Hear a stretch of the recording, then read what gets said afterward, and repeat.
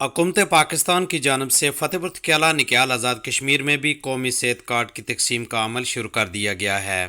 سابق صدر انجمن تاجراں فتح پور تھکیالہ اور انچارج صحت انصاف کارڈ یونین کونسل کریلا مجاند محمد ندیم جہانگیر کے مطابق تمام یونین کونسلز میں قومی صحت کارڈز کی تقسیم کا عمل جاری رہے گا۔ شہریوں نے وزیر اعظم پاکستان عمران خان کا شکریہ ادا کیا جنہوں نے عوام کے صحت کے مسئلہ کا حل کیا ہے۔ انہوں نے غوثیہ ٹی وی یوکے سے بات کرتے ہوئے مزید کیا کہا، آئیے جانتے ہیں۔ یہ جو صحت انصاف کارڈ ہیں یہ ہر فیملی کے سربراہ کو دیا جا رہا ہے۔ اس کی تقسیم کا طریقہ کار ہے کہ حکومت پاکستان خود نادرا کے ذریعے مانیٹر کر رہی ہے اس صحت کارڈ کو، اور جو فیملی کا سربراہ نادرا میں درج ہے وہ اس کارڈ کے لیے اہل ہوتا ہے اور اس کو کارڈ یہ دیا جاتا ہے۔ صحت کارڈ کے حصول کے لیے اپنا اوریجنل آئی ڈی کارڈ ہونا ضروری ہے، اور اپنا ٹیلی فون نمبر جو اس بندے کے نام پر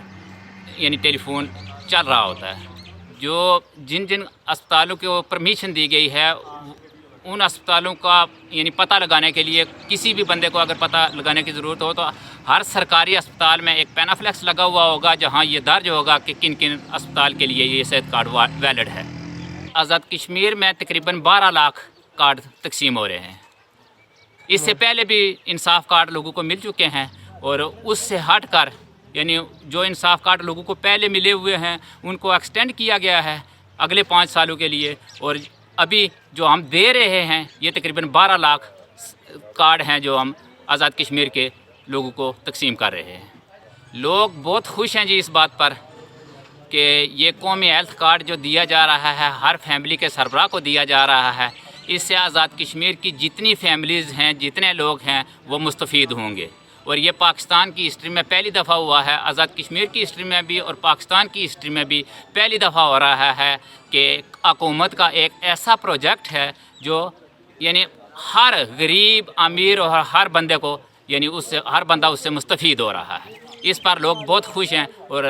حکومت پاکستان کو اور عمران خان کو دعائیں دے رہے ہیں۔ ہم شکر گزار ہیں حکومت پاکستان کے، آزاد حکومت کے بھی، کہ جنہوں نے رائزز فاؤنڈیشن پر اعتماد کا اظہار کیا، اور رائزز فاؤنڈیشن جیسا کہ آپ سب کو آگاہ ہے کہ آزاد کشمیر بھر میں